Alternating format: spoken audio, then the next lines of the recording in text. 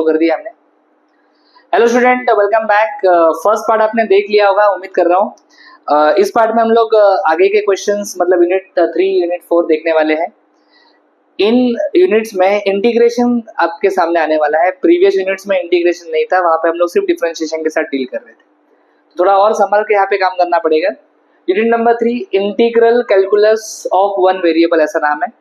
Start करते हैं। इस यूनिट में सबसे पहला क्वेश्चन जो आपको दिख रहा है, ये चेक करो कौन से मॉडल का क्वेश्चन है, कौन से टाइप का क्वेश्चन है। यस, ये है क्वेश्चन गामा फंक्शन के ऊपर। किसके ऊपर? Gamma function. अगर आपको गामा फंक्शन याद है, गामा फंक्शन का डेफिनेशन मैंने आपको बताया था। Yes, it was integration from 0 to infinity e raise to minus x raise to n dx is equals to में ऐसा गामा n प्लस 1 कुछ तो मैंने आपको बताया था डेफिनेशन। ये सेम फॉर्म में लग रहा है मुझे। यस और no? What is the value of n? बस आप चेक करो वैल्यू क्या है इनका। अरे बोलो, what is value of n? ये तो मैं यहाँ पे डाल देता हूँ, ठीक है। बोलो, यहाँ पे n का वैल्यू क्या है? 3 है ना। आप चेक करोगे तो पता चलेगा यहाँ पे n का वैल्यू 3 है। सो हियर मैं लिखूंगा n is equal to 3। Yes और नो? तो जो भी गिवन इंटीग्रल है, उस गिवन इंटीग्रेशन का आंसर आएगा गामा n प्लस 1, मतलब 3 प्लस 1 गामा 4 हो जाएगा। गामा 4 को हम लिखते हैं 3 फैक्टोरियल, एंड 3 फैक्टोरियल होता है 3 इंटू 2 इंटू 1 मतलब 6। तो इस क्वेश्चन का, इस इंटीग्रेशन का आंसर है 6। पहला क्वेश्चन एकदम आराम से सॉल्व हो चुका है। यस और नो?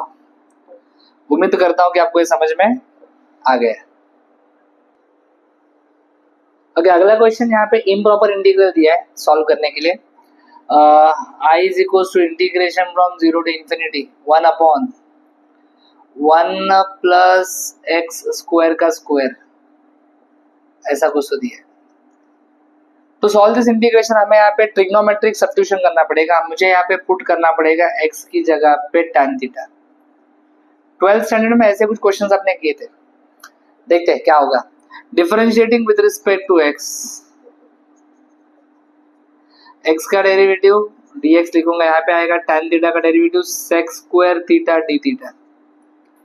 मतलब x जाएगा x की जगह पे tan थीटा आएगा, dx जाएगा dx की जगह पे sec square theta d theta आएगा।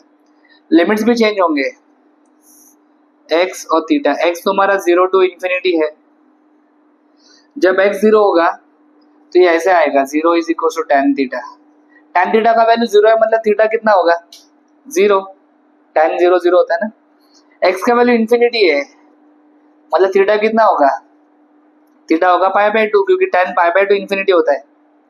सो your new integration will be from 0 to pi by 2 1 upon 1 plus x square. 1 plus x square मतलब 1 प्लस क्या आएगा सर? x मतलब क्या है? tan theta.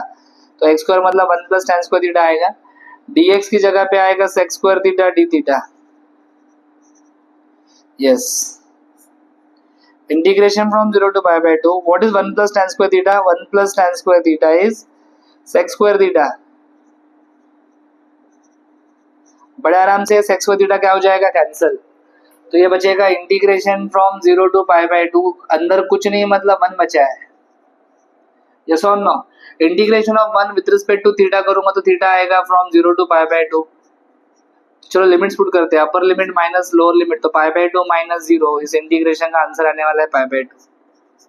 तो जो भी इम्प्रॉपर इंटीग्रल था हमने सॉल्व कर लिया। इम्प्रॉपर इंटीग्रल मतलब क्या होता है पता है ना? यस, इंटीग्रेशन में आइदर अपर लिमिट और लोअर लिमिट और बोथ विल बी इनफाइनाइट। कोई ना कोई एक लिमिट आपका इनफाइनाइट होगा। तो ये इम्प्रॉपर इंटीग्रल जो था वो आपका सॉल्व हो चुका है। अगला क्वेश्चन आ चुका है। क्वेश्चन देखते ही समझ में आता है कि बीटा फंक्शन का क्वेश्चन है। Yes, so using definition of beta function, beta function के 2-3 डेफिनेशन है। तो यहाँ पे कौन सा वाला यूज करेंगे? यहाँ पे अलजेब्रिक वाला यूज करेंगे। Using definition of beta function, integration from 0 to 1 x raise to m 1 minus x raise to n dx is equal to beta m comma, ऐसा आपका बीटा फंक्शन का डेफिनेशन है।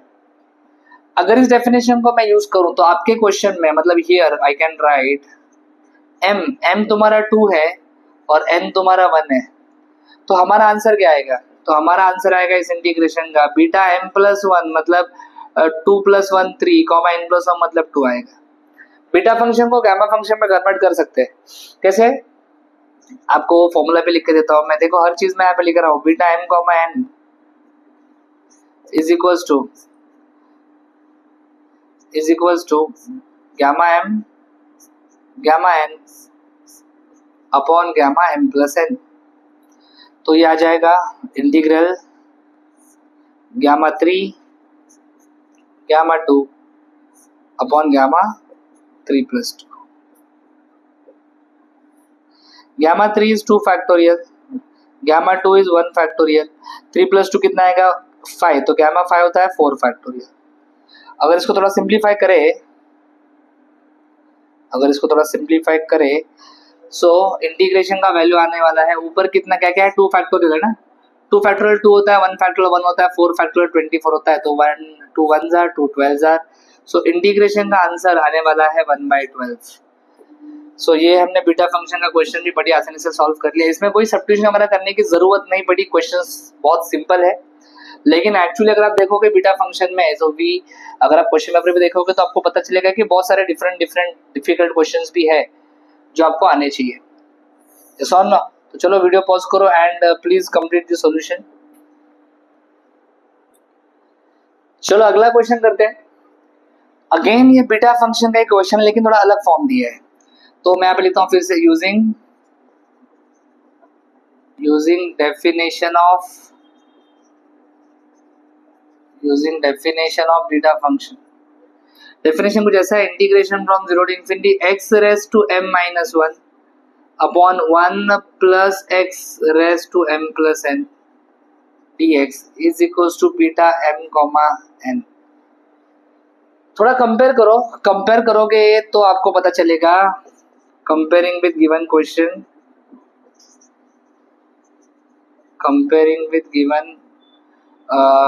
क्वेश्चन लिखूं चलेगा। What is value of m minus 1? m minus 1 का value क्या लग रहा है आपको, क्या रहेगा? 2। वेरी गुड, m माइनस 1 का वैल्यू 2 रहेगा। सो m का वैल्यू 3 आ गया एंड m प्लस n का वैल्यू कितना दिया है? 5। m तो आपको 3 मिल चुका है, इधर पुट कर दो, 3 plus n is equal to 5, तो n का वैल्यू कितना आ जाएगा? 2। तो गिवन इंटीग्रेशन का आंसर क्या होगा बेटा? गिवन इंटीग्रेशन का आंसर होगा बीटा m कॉमा n मतलब 3, 2 कन्वर्ट करोगे तो gamma 3 gamma 2 upon gamma 3 plus 2 मतलब gamma 5। So gamma 3 is 2 factorial, gamma 2 is 1 factorial, gamma 5 is 4 factorial. Yes और नो? सो ये बनने वाला है कुछ 2 इंटू 1, 4 फैक्टोरियल का मतलब 24। अगेन इसका आंसर आ रहा है 1/12। लास्ट क्वेश्चन का भी मेरे ख्याल से आंसर 1/12 ही आया था। सिमिलरली ये भी एकदम सिंपल सा क्वेश्चन हमने सॉल्व कर लिया है। प्लीज वीडियो पॉज करके कंप्लीट दिस सॉल्यूशन। अगला क्वेश्चन बिल्कुल प्रीवियस क्वेश्चन की तरह ही है, जरा देखो चेक करके पीछे का क्वेश्चन और ये क्वेश्चन बिल्कुल सेम लगेगा तुमको। तो मैं फिर से वो लिखने में टाइम वेस्ट नहीं करूंगा। यहाँ पे अगर मैं कंपेयर करूं, कंपेयरिंग यस किसके साथ? Yes integration from 0 to infinity x raise to m minus 1 1 plus x raise to m plus n के साथ अगर मैं कंपेयर करूं सो हमें m माइनस 1 की जगह पे 1/2 मिल रहा है, मतलब m का वैल्यू आएगा 1/2, ये माइनस 1 यहाँ पे जाएगा तो प्लस 1 बनेगा, तो m का वैल्यू क्या आ गया? 3/2। और m प्लस n की जगह पे क्या है? 3, यहाँ पे m का वैल्यू है 3/2 plus n is equal to 3, ये 3/2 यहाँ पे जाएगा तो n का वैल्यू आ जाएगा 3 माइनस 3/2 जो कि होगा 6 माइनस मतलब 3/2 आएगा n का वैल्यू मेरे ख्याल से। यस और no? So what will be the answer for my given integral? Beta mn मतलब beta 3/2 comma 3/2। Now see this carefully, previous question में ऐसा फ्रैक्शनल वैल्यू नहीं था, 3,2 था। सेम हम लोग इसको कन्वर्ट करेंगे गामा फंक्शन में, तो ये ऐसा बनेगा gamma 3/2 gamma 3/2 upon gamma 3/2 plus 3/2, yes.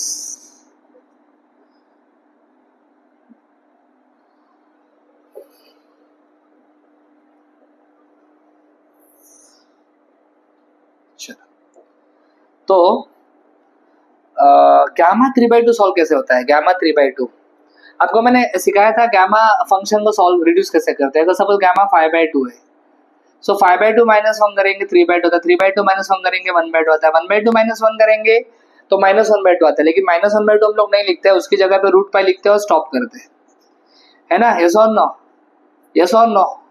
अगर गैमा 3/2 आया, सेम थिंग, 3/2 -1 1/2, 1/2 के बाद क्या लिखना है आपको? Root pi. सो ये गैमा 3/2 का वैल्यू है। क्लियर? ऐसा कुछ भी आया, अगर गैमा सपोज 7/2 आया, 7/2 -1 5/2, 5/2 -1 3/2, 3/2 -1 1/2, 1/2 के बाद तो रूट पाई आता है। सो ऐसा 7/2 3/2 9/2 कुछ भी आया तो सिमिलर वे में रिडक्शन करना है। तो इस इंटीग्रल का वैल्यू आ जाएगा, ऊपर क्या आएगा? 1/2 root pi into 1/2 root pi upon नीचे gamma 3/2 plus gamma 3/2, denominator same है तो यह आ जाएगा गैमा 3 प्लस 3 मतलब 6/2 आ जाएगा, 6/2 मतलब 3, ये 1/2 1/2 1/4 हो जाएगा, root pi into root pi pi हो जाएगा, गैमा 3 मतलब 2 फैक्टोरियल, ये 2 फैक्टोरियल होता है 2, so my answer will be pi by 8। So answer for the given question is pi by 8। उम्मीद करता हूँ कि ये भी क्वेश्चन आपको समझ में आ गया है। चलो अभी यूनिट 4 का टाइम हो चुका है, जो तुमको अच्छा नहीं लगता मुझे पता है, मल्टीपल इंटीग्रल्स। ओके, देखेंगे डबल और ट्रिपल इंटीग्रेशन के कुछ questions, let's try to solve. और एक क्वेश्चन करने से पहले मैं आपको बताना चाहूंगा, कैलकुलस के साथ साथ आपके और भी कुछ सब्जेक्ट्स है, जैसे आपका एक सब्जेक्ट है लाड़े करके सब्जेक्ट है आपको, linear algebra, differential equations, then you have probability and statistics, you have calculus, you have discrete mathematics। ये भी सारे सब्जेक्ट्स में पढ़ाता हूँ, offline batches online batches recorded lectures सारे अवेलेबल है इन सारे सब्जेक्ट्स के। और अपार्ट फ्रॉम दिस सब्जेक्ट्स जितने भी आपके डिफरेंट डिफरेंट सब्जेक्ट्स है, हर सब्जेक्ट्स के लिए वी हैव स्पेशल फैकल्टीज। अगर आपको सब्जेक्ट्स डिफिकल्ट लग रहे हैं, अगर आपको केटी लगा है, आपके फ्रेंड्स को केटी लगा है, तो उनको जरूर रेफर करना। डेफिनेटली हर सब्जेक्ट का उनको प्रॉपर कोचिंग मिलेगा, जो भी केटीज है वो सारे क्लियर हो जाएंगे। चलो अगले क्वेश्चन की शुरुआत करते हैं। इवेल्युएट डबल इंटीग्रेशन लिखा है, ये जो आर यहाँ पे लिखा होता है, इस आर का मतलब होता है रीजन। आर का मतलब क्या होता है? Region. Over the integral bounded by x is equal to 0 y is equal to 0। अभी मैं कुछ चीजें आपको बतानी पड़ेगी। सर क्या क्या बताने वाले? देखो इधर x इज इक्वल टू 0 का मतलब होता है y axis, y equal to 0 का मतलब होता है x एक्सिस। x का पावर 1 है, y का पावर 1 है, x और y का पावर 1 है, मतलब ये स्ट्रेट लाइन का इक्वेशन है। किसका इक्वेशन है? स्ट्रेट लाइन का। बेसिक इंफॉर्मेशन कर्व्स के बारे में होना चाहिए, ऑलरेडी मैंने आपको पैराबोला, स्ट्रेट लाइन, सर्कल और भी बहुत सारे कर्व्स है, सबके बारे में डिटेल इंफॉर्मेशन दिया है। अभी यहाँ पे सब कुछ डिस्कस नहीं कर सकता, तो वीडियो बहुत बड़ा हो जाएगा। स्टार्ट करते हैं क्वेश्चन को। आपको सबसे पहले क्या करना होता है? आपको सबसे पहले ऐसे क्वेश्चन सॉल्व करने के लिए आपको ड्रॉ करना है region of integration. Draw region of integration, ये आपका पहला स्टेप होता है। सेकेंड स्टेप होता है फाइंड लिमिट्स। आपको क्या करना है? लिमिट्स फाइंड करना है। लिमिट्स फाइंड करने के लिए आप स्ट्रिप अज्यूम करते हो, आइदर हॉरिजॉन्टल या फिर वर्टिकल। एंड तीसरा स्टेप होता है आपका इवैल्यूएशन, राइट? तो इवैल्यूएट डायरेक्ट नहीं होगा, इवैल्यूएट करने से पहले आपको ये 2-3 स्टेप्स करने पड़ेंगे। चलो स्टार्ट करते हैं। सबसे पहले मैं यहाँ पे एक्स और वाई एक्सिस बना लेता हूँ, ध्यान दीजिए। एक एक्स एक्सिस और वाई एक्सिस हम लोग यहाँ पे बना लेंगे अच्छे से। Suppose this is my ex axis and ये मेरा है वाई एक्सिस। सबसे पहले जो आपको स्ट्रेट लाइन दिया है, बरोबर, जो आपको क्या दिया है? Straight line. यहाँ पे कलर्स थोड़े से डिफरेंट यूज कर लेते हैं। हाँ चलो, एक्स इज इक्वल टू 0 मतलब कौन सा एक्सिस? Y axis. तो वाई एक्सिस को मैं हाईलाइट कर रहा हूँ, देखो यहाँ पे लिखूंगा x इज इक्वल टू 0। फिर है y equal to 0। y equal to 0 मतलब कौन सा एक्सिस? y इक्वल टू 0 मतलब आपका x एक्सिस। ये एक्स एक्सिस है और ये वाई एक्सिस है। जो आपको स्ट्रेट लाइन दिया है x plus y is equal to 1, straight line को ड्रॉ करने के लिए हमें 2 पॉइंट्स की जरूरत है। तो let's find 2 points x y। अगर मैं x का वैल्यू 0 लूंगा तो y का वैल्यू 1 आ रहा है, y का वैल्यू 0 लूंगा तो x का वैल्यू 1 आ रहा है। तो पॉइंट्स क्या मिलेंगे मुझे, एक पॉइंट 0,1 मिलेगा, एक पॉइंट 1,0 मिलेगा। क्लियर है? यस, बिल्कुल क्लियर है। चलो स्टार्ट करते हैं। तो यहाँ पे एक पॉइंट बनाता हूं मैं, ये पॉइंट होगा मेरा 1,0 और यहाँ पे एक पॉइंट बनाऊंगा जो होगा 0,1 और इन दोनों पॉइंट्स को आप ज्वाइन कर लीजिए ऐसे। ये है आपका x plus y is equals to 1। तो ये जो ट्राइंगल आपको दिख रहा है यही आपका रीजन ऑफ इंटीग्रेशन है। अब इस रीजन में आपको स्ट्रिप अज्यूम करना है, हॉरिजॉन्टल वर्टिकल कोई भी स्ट्रिप आप इस डायग्राम में अज्यूम कर सकते हो, कोई प्रॉब्लम नहीं है। चलो अगर मैंने हॉरिजॉन्टल स्ट्रिप लिया, हॉरिजॉन्टल स्ट्रिप कुछ इस प्रकार से दिखेगा आपको। तो ऐसे आपको डायग्राम में ड्रॉ करना है उस strip, right? Now let's understand, थोड़ा इसको मैं साइड में रख देता हूँ, ये आपके कुछ स्टेप्स है। चलो let's solve this question further. Diagram draw कर लिया आपने, डायग्राम ड्रॉ करने का यहाँ पे लिखूंगा मैं अज्यूम। कौन सा स्ट्रिप अज्यूम किया हमने? Yes, horizontal strip. Assume horizontal strip. Horizontal strip assume किया है मतलब आपके इंटीग्रेशन का ऑर्डर रहेगा dx dy। इंटीग्रेशन का ऑर्डर क्या रहेगा बोलो? dx dy। Yes, dx dy का मतलब है तुम्हारे जो इनर लिमिट्स होंगे, कौन से लिमिट्स? इनर लिमिट्स, वो x के होंगे और आउटर लिमिट जो होंगे वो y के होंगे। मैं हमेशा कहता हूं इनर लिमिट्स अगर आपको फाइंड करना है तो आपको स्ट्रिप चेक करना पड़ेगा, आपको स्ट्रिप चेक करना पड़ेगा। और आउटर लिमिट अगर आपको फाइंड करने हैं तो आपको मूवमेंट चेक करना पड़ेगा। यस और नो? यस। अब स्ट्रिप चेक करना है, एक्स है मतलब लेफ्ट से राइट, वाई रहता है तो नीचे से ऊपर। ओके चलो स्टार्ट करते हैं। स्ट्रिप चेक करूंगा left to right, left to right मतलब पहले लेफ्ट में देखो और एक्स का वैल्यू निकालो। ये जो भी कर्व यहाँ पे दिया है, इस कर्व से एक्स का वैल्यू क्या आएगा? 0, 2। स्ट्रिप जहाँ पे एंड हो रहा है, राइट देखो अभी, राइट, यहाँ पे एक्स का वैल्यू क्या आएगा? यहाँ से अगर एक्स का वैल्यू निकालना है तो वाई को उधर भेजना पड़ेगा, 1 माइनस वाई आएगा। तो 0 to 1 माइनस वाई आपके लिमिट्स आएंगे, इनर लिमिट्स। आउटर लिमिट के लिए आपको मूवमेंट देखना है, कैसे जाना है आपको? डायरेक्शन नीचे से ऊपर, तो स्ट्रिप नीचे से ऊपर जाने वाला है। इनिशियल स्ट्रिप यहाँ पे रहेगा, फिर मूव होते होते छोटा छोटा बनते जाएगा स्ट्रिप, और यहाँ तक इस पॉइंट तक स्ट्रिप का मूवमेंट होगा। तो जहाँ पे मूवमेंट स्टार्ट हो रहा है, यहाँ से मूवमेंट स्टार्ट हो रहा है, यहाँ पे वाई का वैल्यू 0 है, और स्ट्रिप ऊपर जाते जाते यहाँ तक इस पॉइंट तक जाएगा, यहाँ पे स्ट्रिप का यहाँ पे वाई का वैल्यू क्या है? 1। तो आपके लिमिट्स बन चुके हैं। Yes, limits are inner limits, outer limits मिल चुके हैं। आउटर लिमिट 0 to 1 है और इनर लिमिट्स आपके है 0 to 1 माइनस वाई। एंड बहुत ही सिंपल फंक्शन दिया है, x plus y dx dy। किसी ने वर्टिकल स्ट्रिप लिया तो लिमिट्स डिफरेंट आएंगे, लेकिन याद रखना स्ट्रिप कोई भी लो, आंसर इंटीग्रेशन का हमेशा हमेशा सेम ही आता है।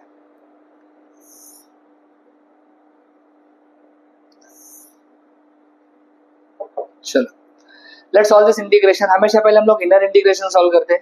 इनर इंटीग्रेशन जो हम सॉल्व करेंगे वो विद रिस्पेक्ट टू x करेंगे, मतलब x वेरिएबल होगा, right? So I will write here integration from 0 to 1। x का इंटीग्रेशन आएगा x square by 2, y constant है, y का इंटीग्रेशन आएगा x इंटू वाई, यह आ जाएगा 0 to 1 minus y d y. Sir integration of k, integration of constant मतलब k होता है kx। कांस्टेंट का इंटीग्रेशन करते तो कांस्टेंट के साथ x मतलब वेरिएबल लग जाता है, तो k का इंटीग्रेशन करेंगे तो k के साथ वेरिएबल, यहाँ पे वेरिएबल y है, यहाँ पे वेरिएबल, सॉरी आपने जो इनर इंटीग्रेशन सॉल्व किया उसमें वेरिएबल x है, तो y कांस्टेंट है, y के साथ x लग जाएगा, इसलिए यहाँ पे मैंने xy लिखा है। Now let's put the limits, upper limit minus lower limit, जहां जहां पे x है वहां पे लिमिट डाल दो। यस, अपर लिमिट डालेंगे पहले हम लोग, तो आ जाएगा 1 माइनस वाई का square upon 2 plus 1 minus y into y. Lower limit zero डालूंगा तो आपका ये भी टर्म जीरो हो जाएगा, ये भी टर्म जीरो हो जाएगा। सो लोअर लिमिट डालने के बाद आपके दोनों टर्म्स क्या होने वाले, जीरो होने वाले। तो ब्रैकेट ऐसा क्लोज कर दो और dy लिखना मत भूलो। चलो इस स्टेप को कॉपी कर लेते हैं और नेक्स्ट पेज के ऊपर इसको पेस्ट करते हैं। Copy, next page. ओके, यहाँ पे एक पेज में ऐड कर लेता हूँ बीच में।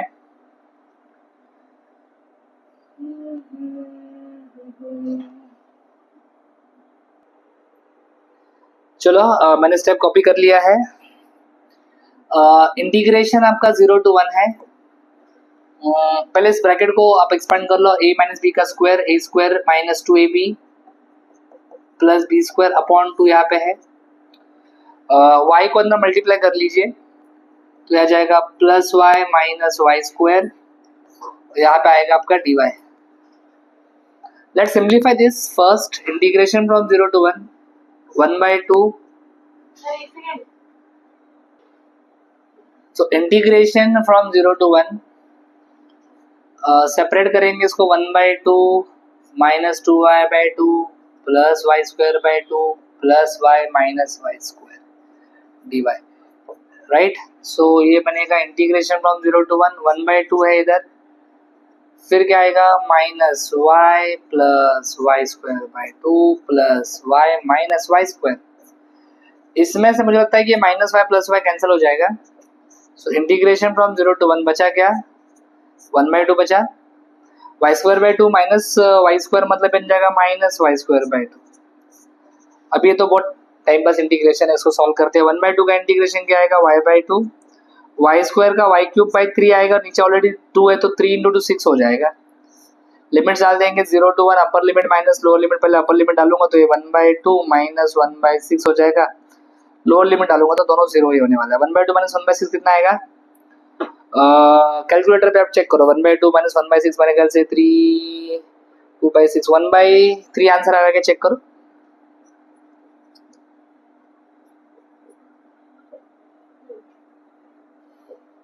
यस, 1/3 आंसर करेक्ट है बिल्कुल। So we have solve this question. Concept समझो आप, ये क्वेश्चन बैंक का पर्पस वही है कि आपका कॉन्सेप्ट क्लियर हो। आप ऐसा मत समझो कि यही क्वेश्चन सेम क्वेश्चन आएगा, लेकिन कॉन्सेप्ट जरूर आपके सारे क्लियर हो जाएंगे। अगला क्वेश्चन सॉल्व करते हैं। Evaluate the area of the region enclosed between, enclosed between मतलब दोनों के बीच में जो है वो फाइंड करना है कर्व्स। अब देखोगे यहाँ पे तो y का पावर 1 है, x का पावर 2 है, x का पावर 1 है, y का पावर 1 है। सर x और y का पावर 1 है मतलब क्या कहेंगे इसको, स्ट्रेट लाइन। x का पावर 2 है, y का पावर 1 है, ऐसा रहेगा तो इसको पैराबोला बोलते हैं। क्या बोलते हैं इसको, पैराबोला। यस और नो, यस। हाँ, थोड़ा सा एरर आ गया था। तो ये है आपका पैराबोला और ये है आपका स्ट्रेट लाइन।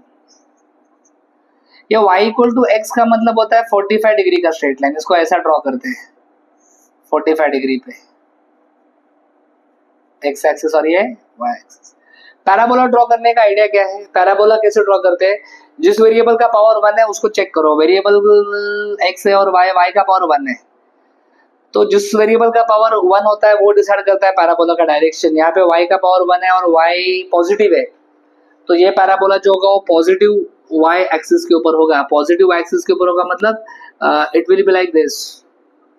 ये कुछ इस प्रकार से आपका पैराबोला दिखेगा, ऐसा पॉजिटिव y एक्सिस पे जाएगा पैराबोला, राइट। सो डायग्राम अब हम बना सकते हैं। आपके पास ऑलरेडी वहां पे मैंने शॉर्ट कॉन्सेप्ट एक्सप्लेन किया है। सबसे पहले क्या करोगे आप, सबसे पहले आप क्या करना, आप सबसे पहले x एक्सिस ड्रॉ कर लेना, y एक्सिस ड्रॉ कर लेना। So let's draw x axis first, then y axis, okay. फिर हम ड्रॉ करेंगे पैराबोला और हम लोग ड्रॉ करेंगे स्ट्रेट लाइन। पैराबोला कुछ ऐसा आएगा आपका, ये होगा आपका पैराबोला, सिमेट्रिक दिखना चाहिए। और एक स्ट्रेट लाइन आपका 45 डिग्री पे, शायद इज इट 45 डिग्री, हाँ चलेगा, नो इशू। यस, तो डायग्राम ड्रॉ कर लिया है मैंने। चलो बाकी का इंफॉर्मेशन डाल देते हैं इसके ऊपर। ये जो पॉइंट है ये आपका ओरिजिन है 0,0। इस पॉइंट को कहते हैं पॉइंट ऑफ इंटरसेक्शन। ये आपको फाइंड करना पड़ेगा।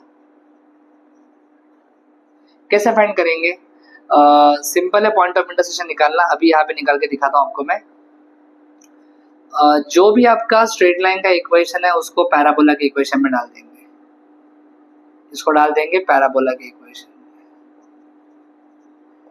सो y की जगह पे x डाल देंगे, यस और no?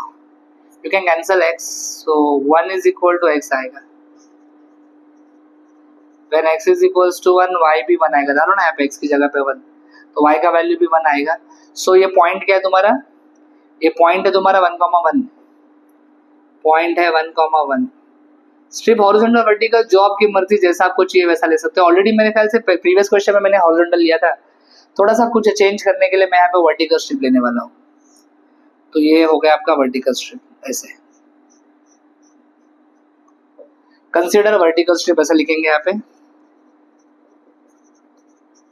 Consider vertical strip. Vertical strip लिया है मतलब डी वाई डी एक्स, ये डी एक्स डी वाई नहीं आएगा।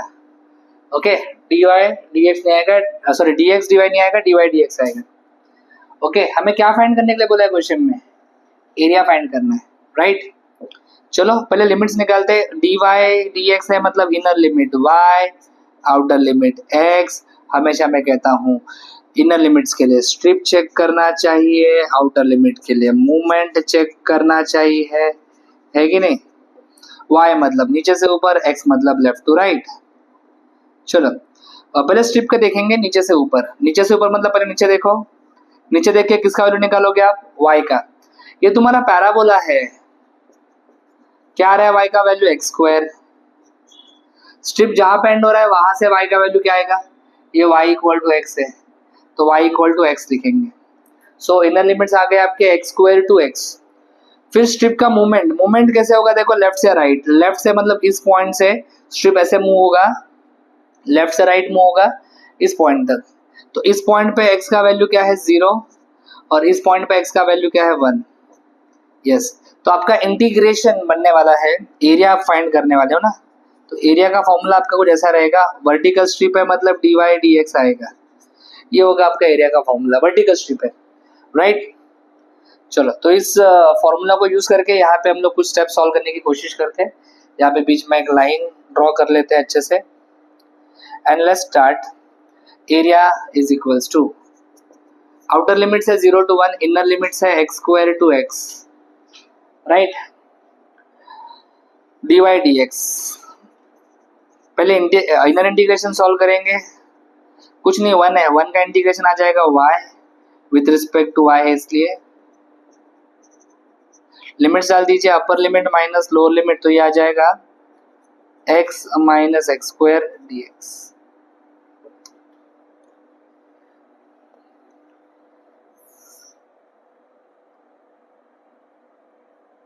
चलो आगे बढ़ते हैं।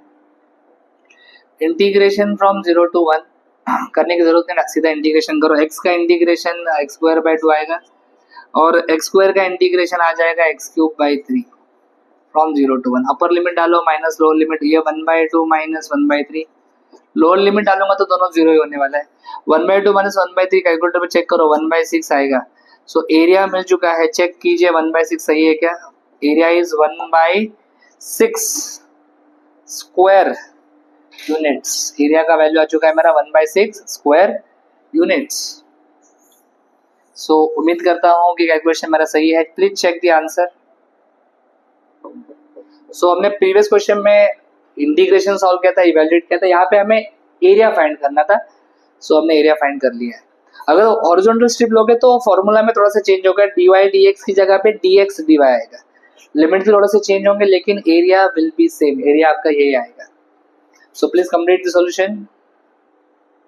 नेक्स्ट हम लोग थर्ड क्वेश्चन देखने वाले हैं। इसमें ट्रिपल इंटीग्रेशन दिया है, ट्रिपल इंटीग्रेशन और आगे स्फीयर लिखा है। ट्रिपल इंटीग्रेशन में स्फीयर, कोन, सिलेंडर, अलग अलग चीजें आती है, डिफरेंट डिफरेंट सॉलिड्स आते हैं। यहाँ पे स्फीयर दिया है, सबसे सिंपल स्फीयर ही होता है, यस और नो? तो सबसे पहले मैं ऐसा लिखूंगा यहाँ पे क्वेश्चन में, स्फीयर आएगा तो क्या करना है? फॉर स्फीयर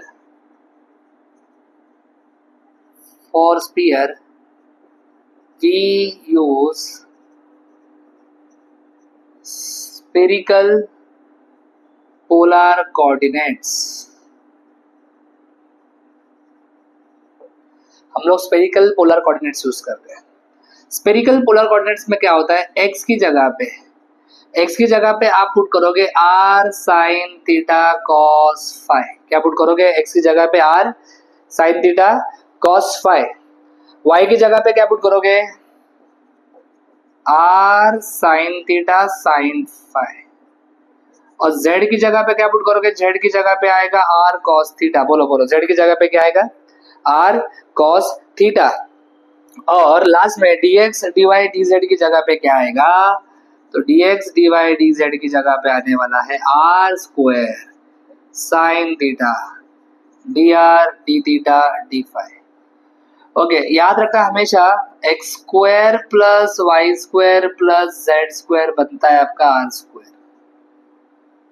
अब ये सारी चीजें जब मैं गिवन इंटीग्रल में पुट करूंगा तो मेरा गिवन इंटीग्रेशन बन जाएगा, yes it will become triple integration of, ये जो x square plus y square plus z square है उसकी जगह पे आप क्या लिखोगे, उसकी जगह पे आप लिखोगे आर स्क्वायर, रेस्ट टू क्या है हाफ, dx dy dz की जगह पे आप क्या लिखोगे, उसकी जगह पे आप लिखोगे r square sine theta d R D theta d phi. ये पावर पावर कैंसिल हो जाएगा, so it will become r into r square, मतलब आर क्यूब हो जाएगा। यहाँ पे r बचा और ये r square r cube sine theta dr d theta d phi. अभी स्फीयर जब आएगा, फॉर स्फीयर मैंने कहा था कोई डायग्राम मत बनाओ। डायग्राम हम क्यों बनाते हैं, लिमिट्स फाइंड करने के लिए, लेकिन स्फीयर के लिए लिमिट्स आपके फिक्स्ड होते हैं, कभी भी स्फीयर के लिए आपको डायग्राम ड्रॉ करने की जरूरत नहीं है, बराबर। तो यहाँ पे लिखता हूं मैं लिमिट्स फॉर द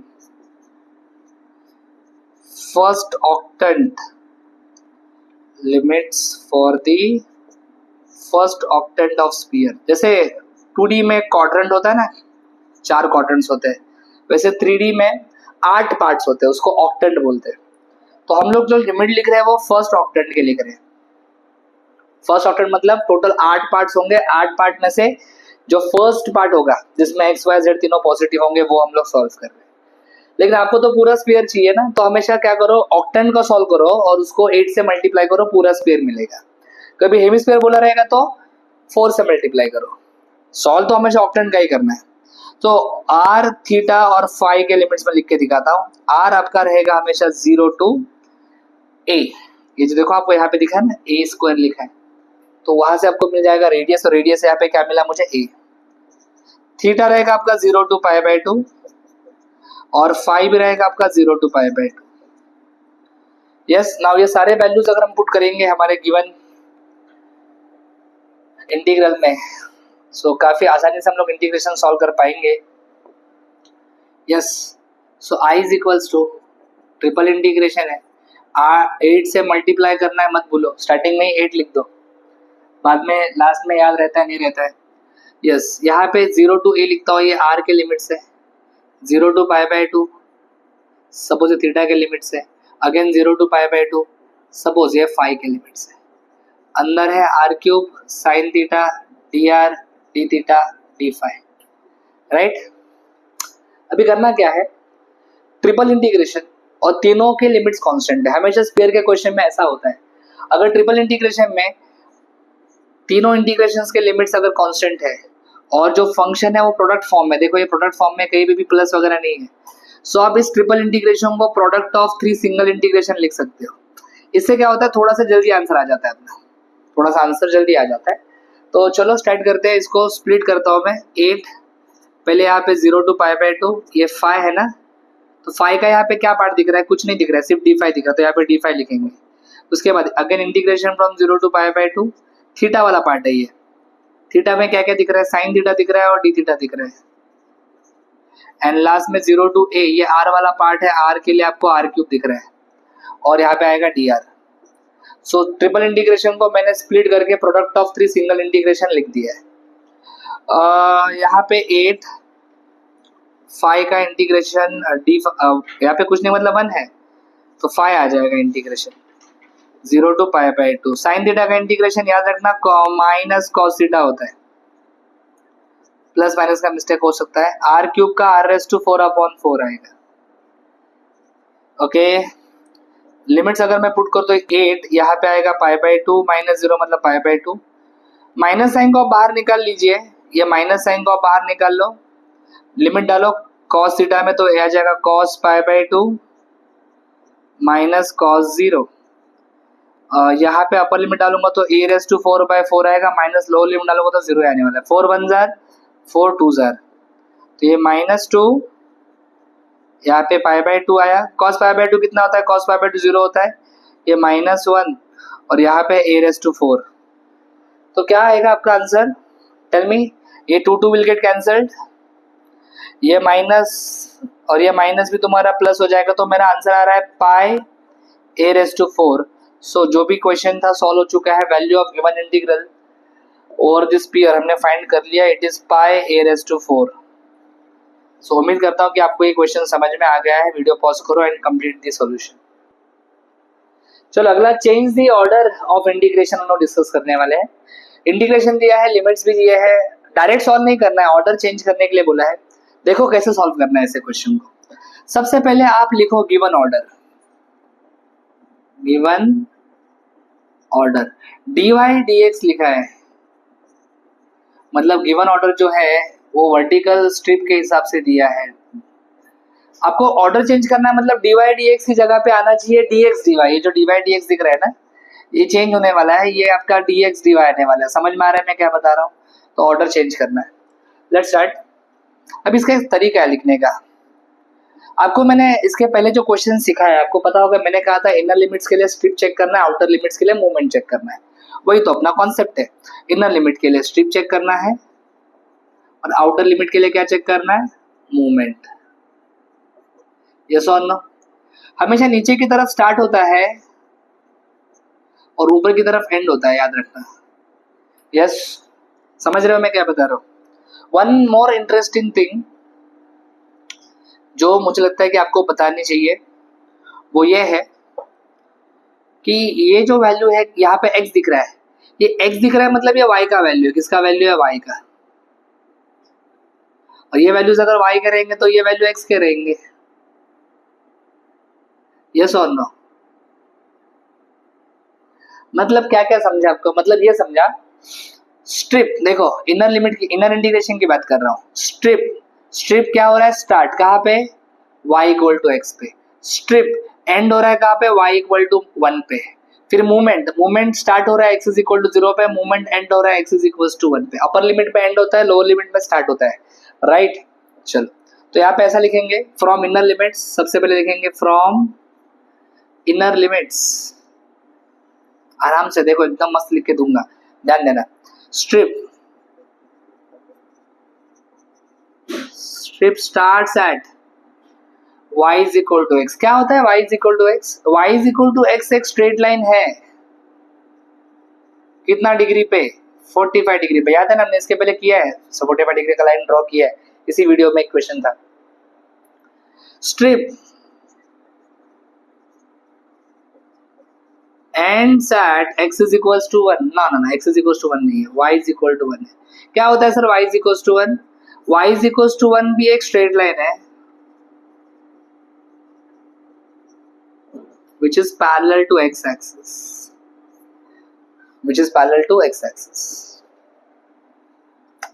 ये हो गया इनर लिमिट्स की बात। अभी हम लिखेंगे यहाँ पे from outer limit. Outer limit से हम लोग मूवमेंट के बारे में लिखेंगे। Movement starts at x = 0। फिर हम लिखेंगे ऐसा, मूवमेंट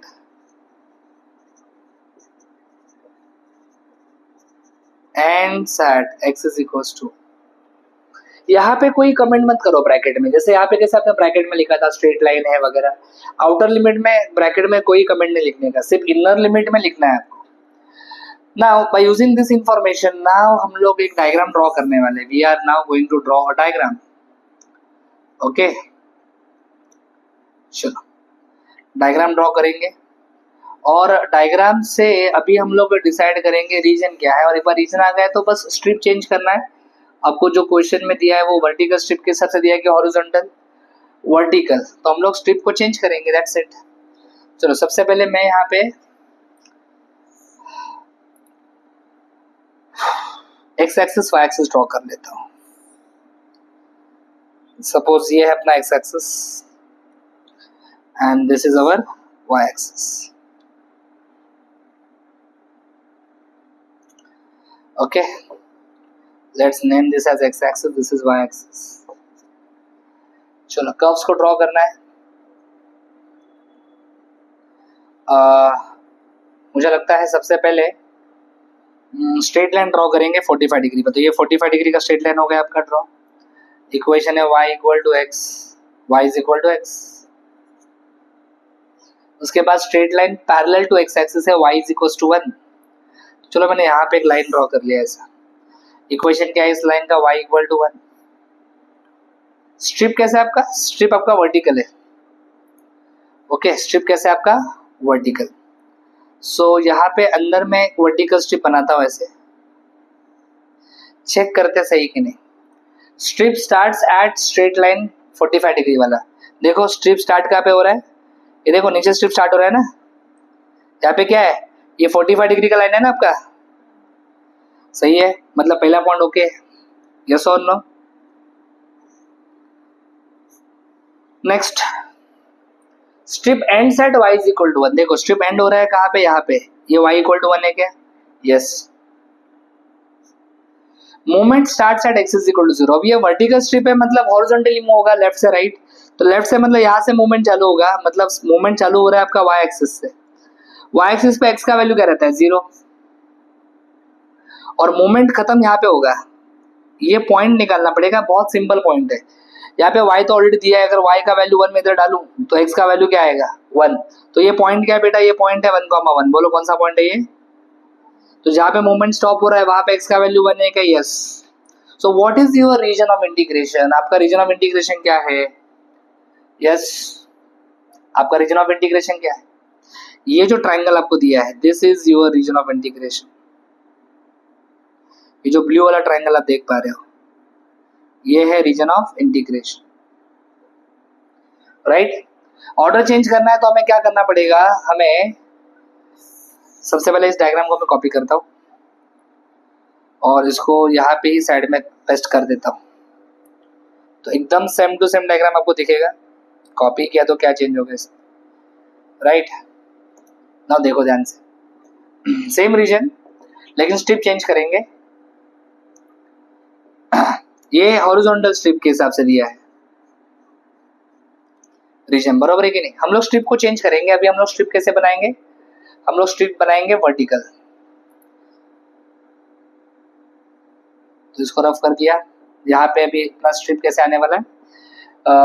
पहला जो ओरिजिनल स्ट्रिप है वर्टिकल है, मतलब अभी हमें हॉरिजॉन्टल बनाना पड़ेगा, है कि नहीं? सेम रीजन में हम लोग हॉरिजॉन्टल स्ट्रिप बनाने वाले हैं, ऐसा स्ट्रिप आएगा। समझ रहे हो? हॉरिजॉन्टल स्ट्रिप है मतलब इनर लिमिट्स y या x, आउटर लिमिट्स y। चलो बोलो, स्ट्रिप स्टार्ट हो रहा है यहाँ पे क्या होता है x का वैल्यू बेटा? 0।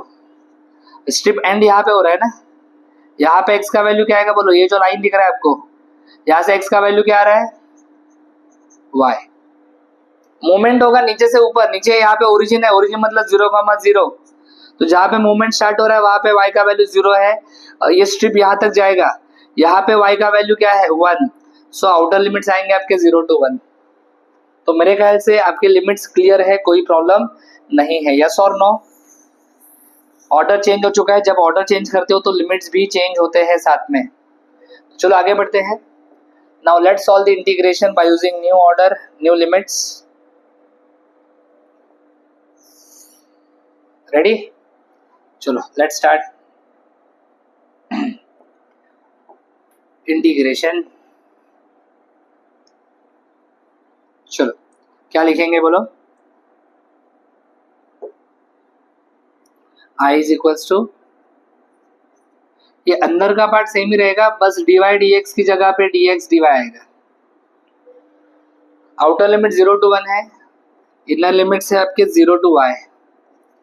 पहले आप इंटीग्रेशन कौन सा करोगे, पहले आप इंटीग्रेशन करोगे विथ रिस्पेक्ट टू एक्स वाला ना बेटा, विथ रिस्पेक्ट टू एक्स आप इंटीग्रेशन कर रहे हो, मतलब एक्स वेरिएबल होगा, वाई कांस्टेंट, तो ये ई रेस टू वाई स्क्वायर को आप बाहर निकाल सकते हो, मतलब इसको आप ऐसे लिख सकते हो, you can write like e raise to y square बाहर आ जाएगा और बचेगा integration of integration from 0 to y, कुछ नहीं मतलब 1 dx dy। अभी बहुत आराम से इंटीग्रेशन सॉल्व हो सकता है ऑर्डर चेंज करने के बाद। ऑर्डर चेंज करने से क्या होता है, इंटीग्रेशन सॉल्व करना थोड़ा इजी हो जाता है।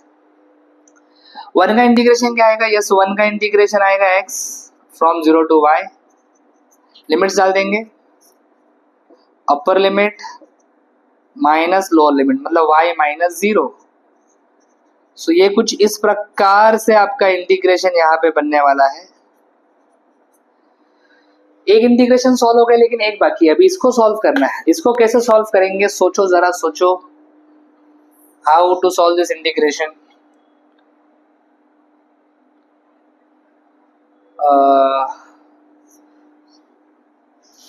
शायद एक पेज ऐड करना पड़ेगा। चलो क्वेश्चन कॉपी कर लिया मैंने अगले पेज के ऊपर। How to solve this integration, एक याद रखना बात हमेशा, इन इंटीग्रेशन ये बहुत बेसिक रूल है, ऑलवेज आपको पता नहीं रहेगा तो इसको अच्छे से समझो, लिखो, अपने फ्रेंड्स को भी बताओ। ऑलवेज इन इंटीग्रेशन, ऑलवेज हमेशा angle and power, in integration always angle and power must be algebraic, हमेशा एंगल और पावर कैसा होना चाहिए, अल्जेब्रिक होना चाहिए with degree 1, very important rule. लेकिन आप देखो हमारे क्वेश्चन में जो पावर दिख रहा है ई का, अल्जेब्रिक तो है लेकिन उसका डिग्री 2 है, वाई स्क्वायर है ना, तो ये चलेगा क्या, ऐसा पावर चलेगा क्या, नहीं ऐसा पावर बिल्कुल अलाउड नहीं होगा। तो क्या करें sir,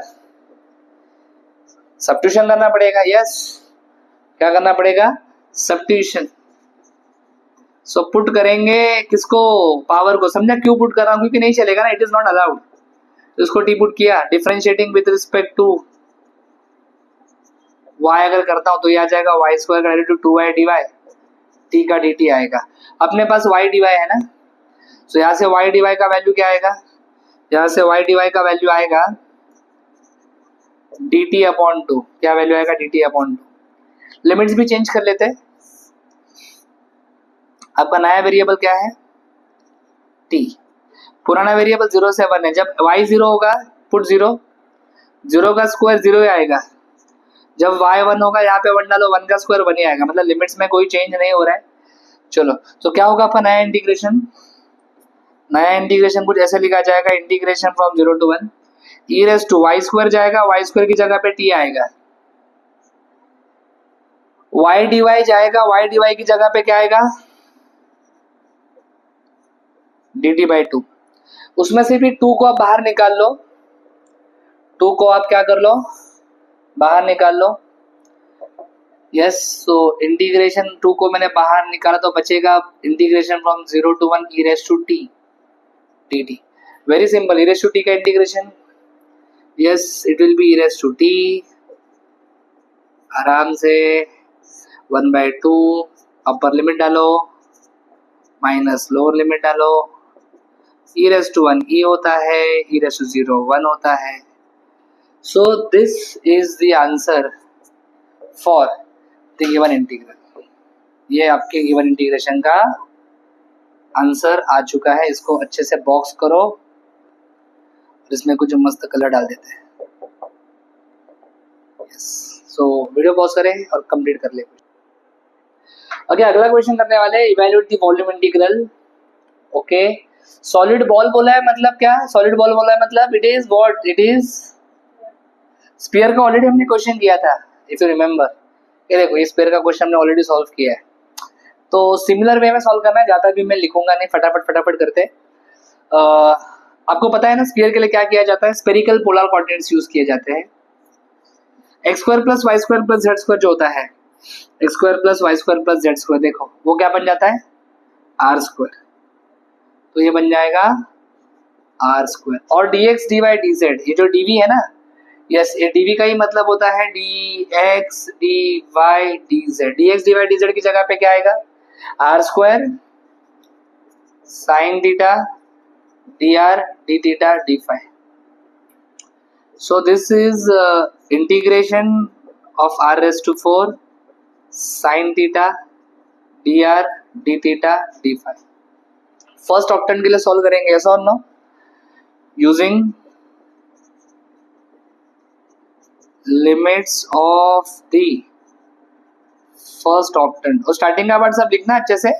for sphere we use spherical polar coordinates वगैरह वो सब लिखना अच्छे से आप. वो भी मैं नहीं लिख रहा हूँ, वो आप लिख लेना स्टार्टिंग में. तो ये 8 से मल्टीप्लाई करना पड़ेगा 0 to pi by 2 0 to pi by 2 और 0 to a आएगा. देखो यहाँ पे रेडियस a दिया है ना. अंदर आएगा r raise to 4 sine theta dr d theta d फाई. ट्रिपल इंटीग्रेशन को स्प्लिट कर लेंगे as a product of 3 single integration. तो ये आ जाएगा 8 integration from 0 to pi by 2 1 d phi. फिर integration from 0 to pi by 2 sine theta d theta. फिर integration from 0 to a r raise to 4 d theta. Integration is equals to, पहले 8 लिखूंगा मैं. 5 का इंटीग्रेशन मतलब 1 का इंटीग्रेशन आ जाएगा 5. ये पहला वाला इंटीग्रेशन सॉल्व कर लिया मैंने 0 to पाई बाई 2. उसके बाद साइन थीटा का इंटीग्रेशन आ जाएगा minus cos theta again 0 to pi by 2. r raise to 4 का इंटीग्रेशन आ जाएगा r raise to 5 upon 5 0 to a. If I put the limits, ये आ जाएगा पाई बाई 2 माइनस 0 मतलब पाई बाई 2. ये माइनस एन को आप बाहर निकाल लो तो ये आ जाएगा cos pi by 2 minus cos 0. ये आ जाएगा a raise to 5 upon 5. So this with 2 1 जा 2 4 जा, तो ये बनेगा माइनस 4 ब्रैकेट में बचा pi cos pi by 2 0 cos 0 1 a raise to 5 upon 5. ये माइनस माइनस तो प्लस हो जाएगा. तो आपका आंसर आने वाला है 4 pi a raise to 5 upon 5. So this is the answer of the given integral. तो ये भी क्वेश्चन हमने फटाफट सॉल्व कर लिया है. बीच में एक लाइन ड्रॉ कर देते हैं.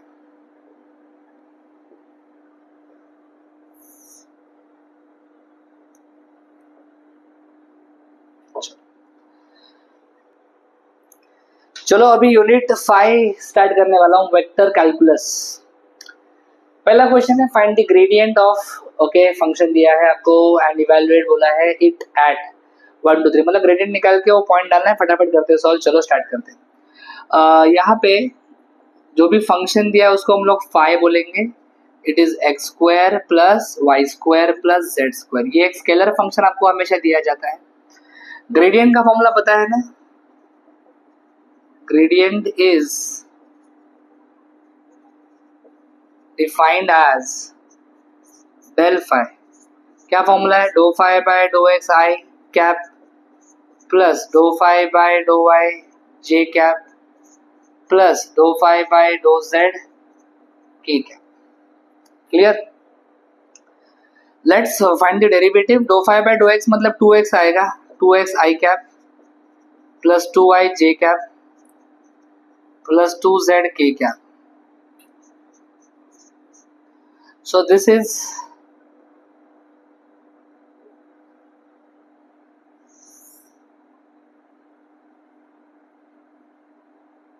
my gradient. उन्होंने ग्रेडियंट को इवेल्युएट करने के लिए बोला है एट पॉइंट 1 2 3. ठीक है, नो प्रॉब्लम. हम लोग सिंपली क्या करेंगे, इसमें पॉइंट डाल देंगे. क्या है पॉइंट 1 2 3. ये पॉइंट 1 2 3 है. मतलब क्या करना है, x की जगह पे 1 डालना है, y की जगह पे 2 डालना है और z की जगह पे 3 डालना है. यस. तो मेरा डेल फाई क्या आएगा, मेरा डेल फाई आएगा 2x मतलब 2 इंटू 1 आई कैप प्लस 2y मतलब 2 इंटू 2 जे कैप प्लस 3z मतलब 3 इंटू 3 के cap. So my del phi will be 2i 4j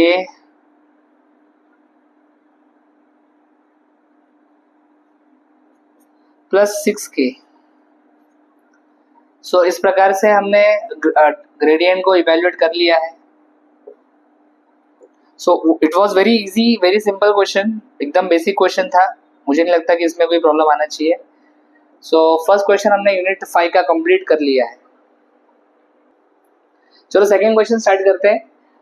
एक वेक्टर दिया है आपको f और del dot f and del cross f निकालना है। ओके सर, आपको पता होना चाहिए वेक्टर को हम लोग लिखते हैं कैसे। यहाँ पे एक्चुअली f ऐसा बार होना चाहिए ऊपर या फिर एरो होना चाहिए। सो उन्होंने एक वेक्टर दिया है, let's say given f bar is x y I cap plus y z j cap z x k cap. Yes my dear students, ये जो है ना, this is your first component f1, this is your second component f2, this is your third component f3। आपको del dot f बार निकालना है। Del dot f बार को बोलते हैं डाइवर्जेंस, और डेल डॉट एफ बार का फॉर्मूला है do f by dough x plus do f by dough y plus do f by dough z. इस वीडियो के डिस्क्रिप्शन में आपको और एक वीडियो का लिंक मिलेगा जिसमें ब्लूप्रिंट में एक्सप्लेन किया है इस कैलकुलस पेपर का, तो वो भी जरूर देखना, थोड़ा सा और आपको अच्छा आइडिया आएगा इस सब्जेक्ट के बारे में। Do f by dough x, do f नहीं सॉरी, दो f1 होना चाहिए, इधर f2 होना चाहिए, इधर f3 होना चाहिए। हाँ, so do f1 bye dough x मेरे ख्याल से y आएगा, dough f2 bye dough y मेरे ख्याल से z आएगा, and do f3 bye dough z, है ना। पार्शियल डिफरेंशियल मैंने डिस्कस किया है, देखो समझो, अभी नहीं बात करूंगा उन सब चीजों के बारे में। ये आने वाला है x। So very simple, del dot f bar आ गया, एकदम जिंदी क्वेश्चन, फटाफट सॉल्व हो गया है। यस, चलो इसको बॉक्स कर देते हैं एंड आगे बढ़ेंगे। और उन्होंने क्या पूछा है, डेल क्रॉस भी पूछा है ना हमें। चलो अभी हम लोग डेल क्रॉस निकालते हैं।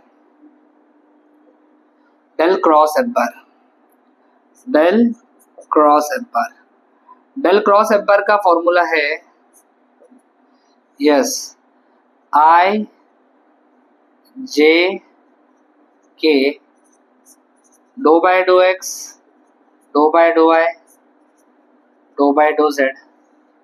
यहाँ पे आएगा f1 f2 और यहाँ पे आ जाएगा f3। Let's put all the values. I J k unit vector से इसलिए कैप डाल देंगे ऊपर, डो by dough x dough by dough Y dough by dough z. Okay, you first tell me f1 क्या इधर।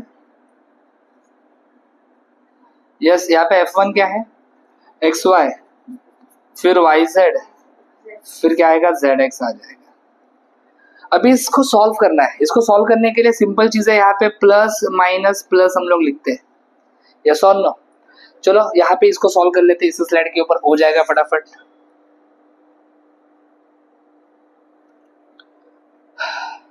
चलो ready, let's start. Del cross F bar, सबसे पहले लिखूंगा मैं आई लिखा तो आई के नीचे का पार्ट हाइड करो, इन दोनों के बीच में क्रॉस मल्टीप्लाई करो, मतलब ये तो क्रॉस मल्टीप्लाई होंगे, ये इसको मल्टीप्लाई होगा, इसको मल्टीप्लाई होगा। सो डो by dough Y of z x, dough by dough Y of z x zero आएगा, minus dough by do Z of y z, डो by do Z of y z क्या आएगा, it will be y, फिर minus j cap, अभी j को hide करो, डो by dough x of z x z, minus dough by do Z of x y zero, plus के cap, बोलो डो by dough x of y z zero, minus dough by dough Y of x y x, so it will be minus y i minus z j minus x k. Yes, you can take minus sign common if you want, तो आपका answer आएगा y. Yes, del cross F bar का आंसर लिख रहा हूं मैं, minus sign common निकाला तो वाई आई cap plus Z J cap plus x के कैप। तो इस प्रकार से हमने इस क्वेश्चन को भी कंप्लीट कर लिया है। ओके अगले 3 क्वेश्चंस जो बचे हैं ये तीनों इंपॉर्टेंट है। एक ग्रीन्स थ्योरम का है, एक स्टोक्स का है और एक गॉस डाइवर्जेंस का है। तीनों क्वेश्चन देखो आराम से। कई बार स्टूडेंट्स यहाँ तक पहुंच नहीं पाते, इसके पहले गिव अप कर देते। देखो ग्रीन्स थ्योरम, पहले तो आप लोग क्या करो, ग्रीन्स थ्योरम का स्टेटमेंट याद करो। ग्रीन्स थ्योरम देखो ग्रीन कलर से लिख रहा हूँ, ग्रीन्स थ्योरम का स्टेटमेंट। ग्रीन्स थ्योरम का स्टेटमेंट याद है क्या? Integration of p d x plus q d y is equal to, ये लाइन इंटीग्रल है मतलब सी आता है, is equal to double integration मतलब सरफेस इंटीग्रेशन डो q by dough x minus dough p by dough y d x d y. Yes, अब करना कैसे है, स्टेप्स क्या क्या है मैं आपको बताता हूँ। पहले स्टेप में मैंने स्टेप बाय स्टेप काम करना सिखाया स्टूडेंट्स को। पहले स्टेप में आप है ना पी और क्यू निकालो, पी फाइंड करो, क्यू फाइंड करो। पी मतलब dx के बाजू वाला, dx के बाजू वाले को p बोलते हैं। dx के बाजू में क्या दिख रहा है, x square minus y square, तो p आ गया x square minus y square. q मतलब dy के बाजू वाला, dy के बाजू में क्या है 2xy। कितना इजी है पहला स्टेप। फर्स्ट स्टेप मेरे ख्याल से क्लियर हो चुका है। सेकंड स्टेप में क्या करना है, आपको डेरिवेटिव निकालना है। कौन सा, ये जो अंदर दिख रहा है आपको डेरिवेटिव, ये आपको फाइंड करना है। Do q by dough x minus dough p by dough y minus dough p by dough Y. Do q by dough x 2y minus dough p by dough y, ये आ जाएगा minus 2y। So this will be 2y minus minus plus 2y, कितना आ जाएगा, ये आ जाएगा 4y। Clear, इतना आ गया। अभी हम लोग तीसरे स्टेप में इंटीग्रेशन करने वाले हैं। हम लोग क्या करने वाले हैं, इंटीग्रेशन। इंटीग्रेशन को इवेल्युएट करने वाले हैं बाय यूजिंग ग्रीन्स थ्योरम। अभी ग्रीन्स थ्योरम का लेफ्ट साइड यूज करते हैं कि राइट साइड यूज करते हैं, पता है? Yes, right side. तो थर्ड स्टेप होगा integration by using RHS of Green's theorem. तो इसको ऐसा लिखेंगे, I is equal to double integration of, बोलो डबल इंटीग्रेशन ऑफ, इसका वैल्यू क्या है 4y, और आगे क्या आएगा आपका dx dy। To evaluate this integration हमें लिमिट्स पता होने चाहिए, और लिमिट्स पता करने के लिए आपको रीजन ऑफ इंटीग्रेशन ड्रॉ करना पड़ेगा। और रीजन ड्रॉ करने के लिए यहाँ पे कुछ इन्फॉर्मेशन दिया गया है, तो चलो उस इन्फॉर्मेशन को यूज करके हम लोग डायग्राम ड्रॉ करते हैं, लिमिट्स फाइंड करते हैं। हमें सबसे पहले एक्स एक्सिस ड्रॉ करना पड़ेगा, then we need y axis,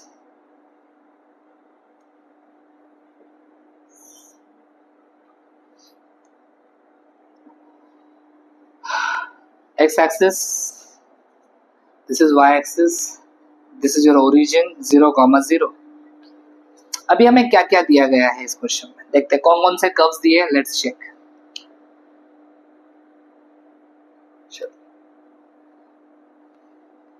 सबसे पहले आपको दिया है, वेट, सबसे पहले आपको दिया है x is equal to 0। What is x is equal to 0? x is equal to 0 क्या होता है, x इज इक्वल टू 0 क्या होता है, x is equal to 0, x is equal to 0 मतलब y एक्सिस। ये देखो ये आपका y एक्सिस जो है, x इज इक्वल टू 0। फिर दिया है y equal to 0, y equal to 0 मतलब x एक्सिस।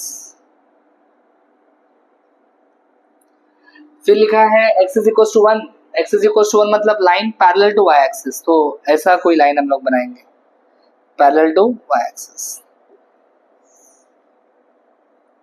क्या सीधा आ रहा है? हाँ। And we have y equal to 1, ये आएगा तुम्हारा पैरेलल टू x एक्सिस।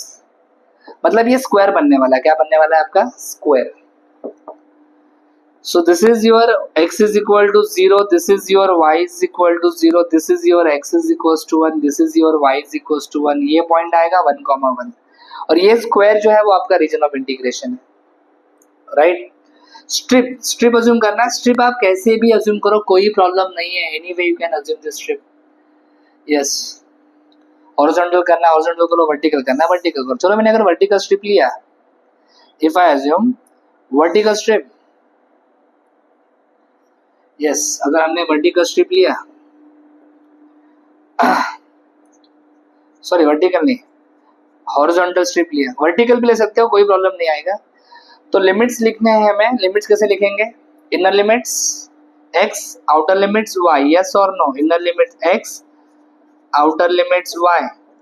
जहां पे स्ट्रिप स्टार्ट हो रहा है वहां पे x का वैल्यू 0 है, जहां पे स्ट्रिप एंड हो रहा है वहां पे x का वैल्यू 1 है। मोमेंट स्ट्रिप का नीचे से ऊपर होगा, नीचे से मतलब y इज इक्वल टू 0 से y इज इक्वल टू 1 तक होगा, तो y का लिमिट्स आएगा 0 to 1, यस और नो? सो हमने लिमिट्स भी फाइंड कर लिए हैं, अभी बस हमें इन लिमिट्स को पुट करके थोड़ा सा इसको आगे सॉल्व करना है। रेडी? चलो आगे बढ़ते हैं, नेक्स्ट पेज के ऊपर इसको हम लोग सॉल्व करेंगे। So i is equals to double integration, limits क्या है आपके? 0 to 1, 0 to 1, अंदर क्या है? 4y dx dy, 4y dx dy। 4 को आप बाहर निकालो, यस और no? Integration from 0 to y भी बाहर आ जाएगा लेकिन y पूरा बाहर नहीं आएगा, यस कुछ ऐसा आएगा। What is integration of 1 with respect to x? बोलो, what is integration of 1 with respect to x? x और लिमिट्स होंगे उसके 0 to 1, लिमिट्स डाल दीजिए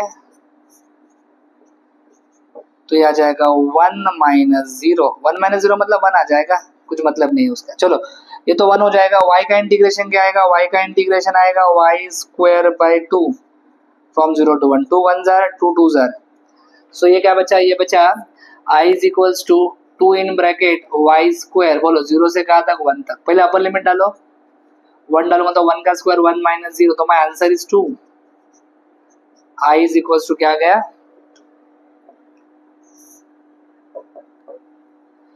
So we have done with this question. चलो अगला क्वेश्चन स्टार्ट करते हैं। ये है गॉस डाइवर्जेंस थ्योरम का क्वेश्चन। पहले तो हम लोग क्या करेंगे, फिर गॉस डाइवर्जेंस थ्योरम लिख लेंगे।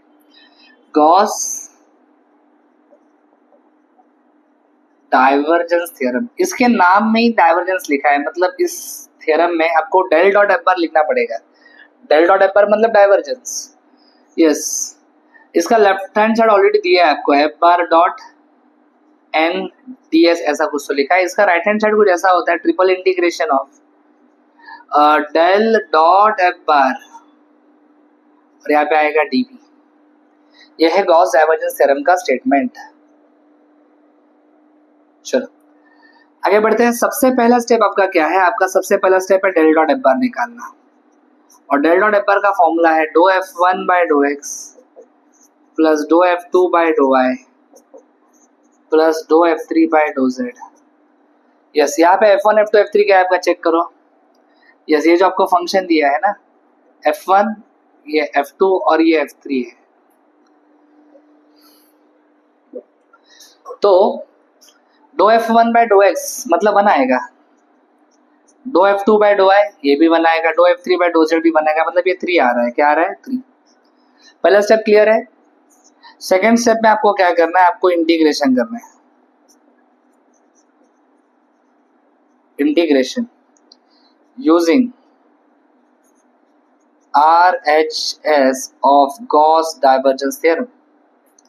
तो हम लोग कुछ इस प्रकार से लिखेंगे, I is equals to triple integration of del dot f bar d v. अभी आपको डेल डॉट एफ बार का वैल्यू क्या मिला है? आपको डेल डॉट एफ बार का वैल्यू मिला है 3। तो हम लोग इस प्रकार से लिखेंगे अगला स्टेप, ट्रिपल इंटीग्रेशन ऑफ 3 और डीवी को आप लिखो dx dy dz, राइट। 3 को आप बाहर निकाल सकते हो, सो 3 अगर बाहर आएगा तो ये बचेगा integration of simple dx dy dz। अभी हमें इस इंटीग्रेशन के लिमिट्स फाइंड आउट करने होंगे। लिमिट्स फाइंड आउट करने के लिए देखना पड़ेगा क्वेश्चन में कौन सा सॉलिड दिया है, ट्रिपल इंटीग्रेशन है। चलो क्या दिया है? स्पीयर दिया है। स्पीयर तो भी हैट्रिक हो गया, हमने शायद ऑलरेडी 2 बार स्पीयर सॉल्व किया है। सबसे पहले स्पीयर के लिए आपको एक काम करना पड़ेगा, आपको लिखना पड़ेगा for sphere we use, yes बोलो, for sphere we use spherical polar coordinates. मतलब हमें पुट करना पड़ेगा x की जगह पे, बोलो x की जगह पे क्या पुट करना पड़ेगा, चेक करो, अपने स्फीयर सॉल्व किया ना आज। Yes, r sin theta cos phi, r sin theta cos phi। Yes, x की जगह पे r sin theta cos phi, y की जगह पे r sin theta sin phi, z की जगह पे r cos theta, and dx dy dz की जगह पे क्या आएगा, r square sin theta dr d theta d phi, और हमेशा x square plus y square plus z square रहेगा तो उसको r स्क्वायर लिखना है। क्लियर? सो हमारा इंटीग्रेशन क्या बन जाएगा, हमारा इंटीग्रेशन बन जाएगा I is equals to triple integration, अरे 3 भी है ना बाहर, अपना बाहर 3 भी है, dx dy dz की जगह पे आ जाएगा r square sin theta dr d theta d phi। Sphere के लिमिट्स तो पता ही है ना आपको, for first octant using limits of first octant, using limits of first octant, first octant के लिमिट्स हम लोग लिख रहे हैं। सो हमें 100% 8 से मल्टीप्लाई करना पड़ेगा। क्या लिमिट्स है, 0 to पाई बाय 2, बोलो 0 to पाई बाय 2, और थीटा आपका r जो होगा 0 to a होगा। नाउ यू सी केयरफुली, यहाँ पे आपको जो इक्वेशन दिया है ना, इसमें 9 लिखा है यहाँ पे, ये 9 मतलब आपका 3 स्क्वायर है, मतलब आपका रेडियस कितना है, yes your radius is 3, radius कितना है 3।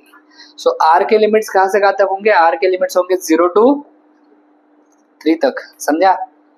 अंदर आएगा आपका r square sine theta dr d theta d phi। यहाँ तक मेरे ख्याल से समझ में आ गया आपको, यहाँ तक कोई प्रॉब्लम नहीं है, यस और नो। यस, वीडियो पॉज करके आप अच्छे से ये सोल्यूशन जो भी आपके सामने है इसे नोट डाउन करो, फिर नेक्स्ट पेज के ऊपर हम लोग इसको आगे कंटिन्यू करेंगे। चलो क्वेश्चन मैंने वो स्टेप कॉपी कर लिया, इधर आगे बढ़ाते हैं इस इंटीग्रेशन को। I इज इक्वल टू 8 3 24 लिखूंगा इधर, 0 to pi by 2, again 0 to pi by 2, and 0 to क्या 3, r स्क्वायर। अरे हम लोग इंटीग्रेशन को स्प्लिट भी कर सकते थे ना, क्यों टाइम वेस्ट कर रहे हैं, कर लो स्प्लिट, यहाँ पे d phi आ जाएगा, फिर integration from 0 to pi by 2, ये आ जाएगा साइन थीटा d थीटा, फिर आएगा integration from 0 to 3 r square dr, yes और नो। चलो फटाफट इंटीग्रेशन को सॉल्व करते हैं। ट्रिपल इंटीग्रेशन को हमने स्प्लिट कर लिया है as a product of 3 single integration. Sphere के क्वेश्चन में हमेशा ऐसा होता है। तो 24 ये आ जाएगा 5, बोलो 0 to pi by 2, sine theta का इंटीग्रेशन आएगा minus cos theta 0 to pi by 2, r square का इंटीग्रेशन आएगा r क्यूब बाय 3 0 to 3, 3 1 जार 3 8 जार, तो यहाँ पे 8 आएगा, लिमिट डालूंगा यहाँ पे तो पाई बाय 2 माइनस 0, ये माइनस साइन को आप आगे लिख लो, ये जो माइनस साइन दिख रहा है इसको आप बाहर निकाल लो, तो इधर आ जाएगा cos pi by 2 minus cos 0, और यहाँ पे आएगा 3 का क्यूब माइनस 0 का cube, so this is minus 8, यहाँ पे पाई बाय 2 बचा है, ये 0 माइनस 1 है, और यहाँ पे 27 है, 2 1 जार 2 4 जार, तो माइनस 4, ये पाई, यहाँ पे माइनस 1, यहाँ पे 27, माइनस माइनस तो प्लस हो जाएगा, 27 4 जार कितना होता है, आई थिंक 108,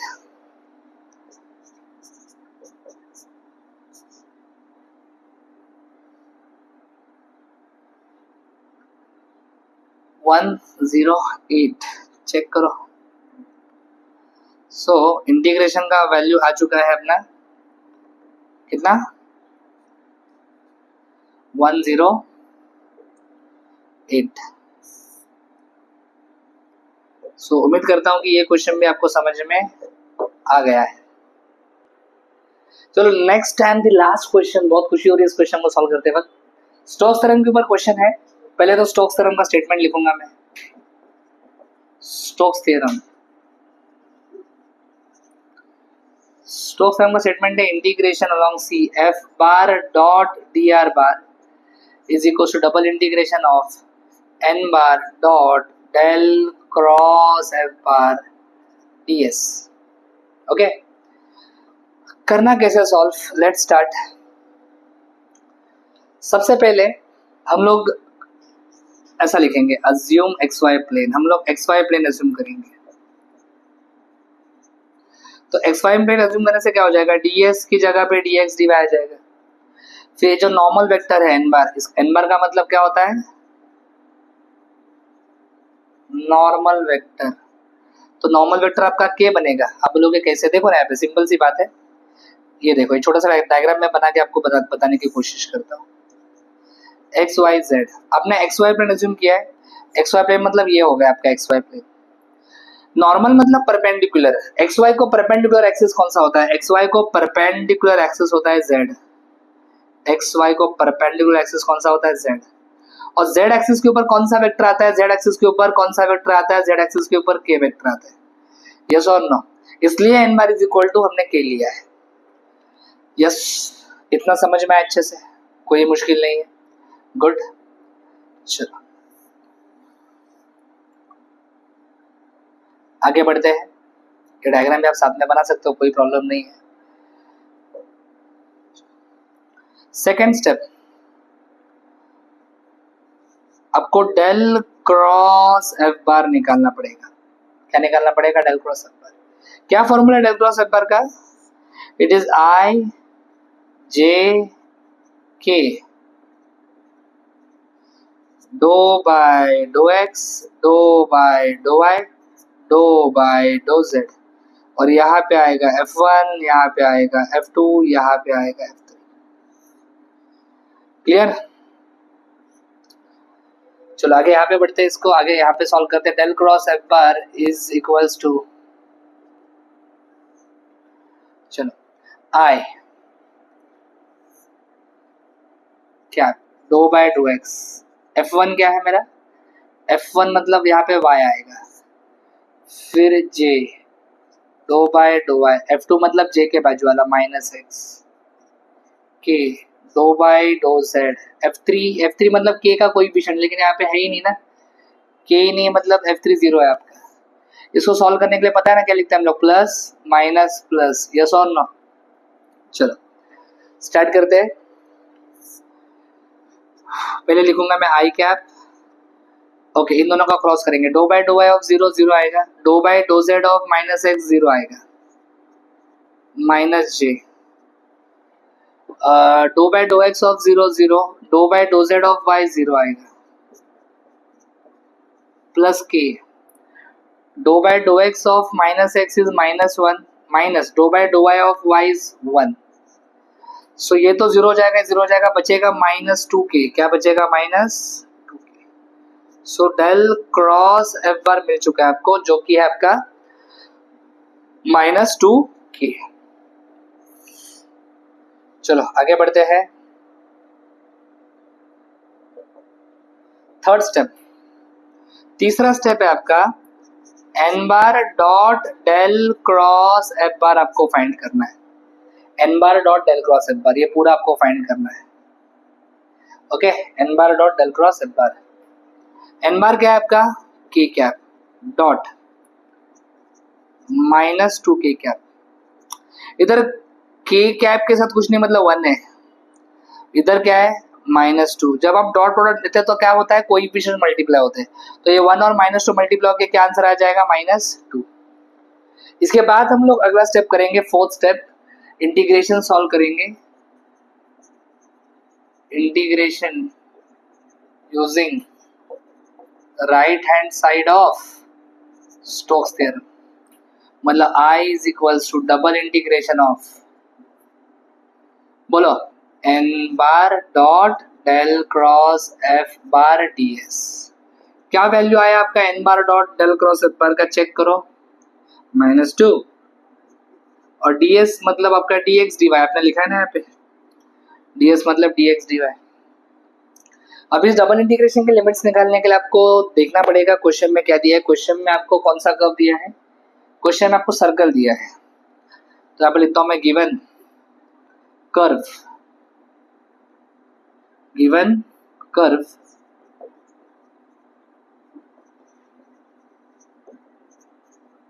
इज सर्कल,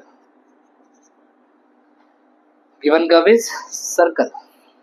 अगर सर्कल आता है सॉल्व करने के लिए आप पोलर फॉर्म यूज कर सकते हो। क्या यूज कर सकते हो? Polar form. सर्कल आया ना आपका, given curve is circle, use polar form. अभी पोलर फॉर्म यूज करने के लिए क्या हो, स्पेरिकल पोलर कोऑर्डिनेट्स अलग है वो स्फीयर के लिए। सर्कल के लिए पोलर फॉर्म कैसे होता है, एक्स की जगह पे आपको पुट करना है आर कॉस थीटा, वाई की जगह पे आपको पुट करना है r sine theta, dx dy बन जाता है आपका r D R D theta. Simple. तो ये मेरा इंटीग्रेशन बन जाएगा, -2 तो बाहर आ जाएगा, R D R D theta आ जाएगा, R D R D theta. Okay, to find limits of R and theta हमें सर्कल ड्रॉ करना पड़ेगा। So let's draw the circle. एक छोटा सा सर्कल यहाँ पे ड्रॉ कर लेते हैं। ये आपका सर्कल आ गया सपोज। सर्कल ड्रॉ करने के बाद आपको एक्सिस भी ड्रॉ करने पड़ेंगे। तो चलो हम लोग एक्सिस ड्रॉ कर लेते हैं। रेडी? ये सपोज आपका एक एक्सिस हो गया यहाँ पे, let's say this is my ex axis, और ऐसे मैं थोड़ा सा यहाँ से ड्रॉ कर रहा हूँ मेरा वाई एक्सिस।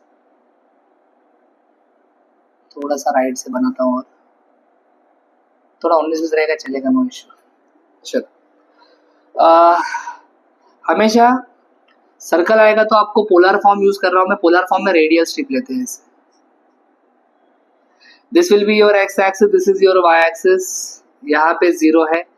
सर्कल का इक्वेशन क्या दिया है आपको, x square plus y square is equal to क्या दिया है, 1 दिया है। X square plus y square is equal to 1 दिया है, right?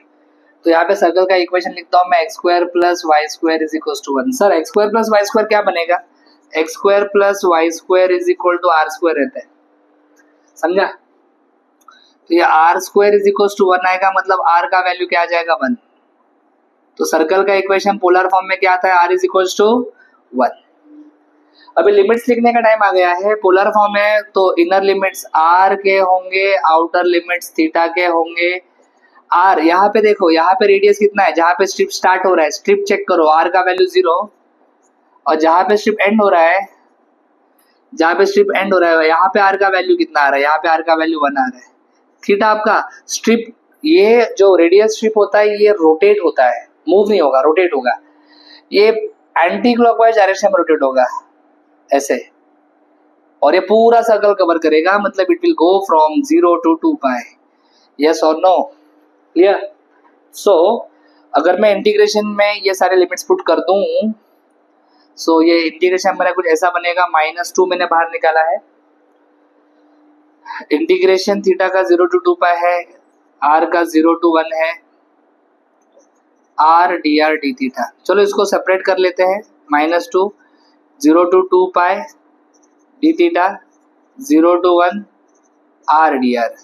What is integration of D theta, 1 आएगा, सॉरी थीटा आएगा ना, इधर 1 है ना, थीटा आएगा फ्रॉम 0 to 2 पाई, और इंटीग्रेशन ऑफ 1 आएगा आर स्क्वायर बाई 2।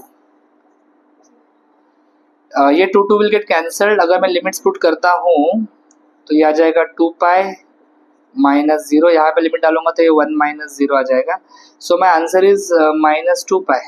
क्या आंसर आया मेरा, -2 पाई।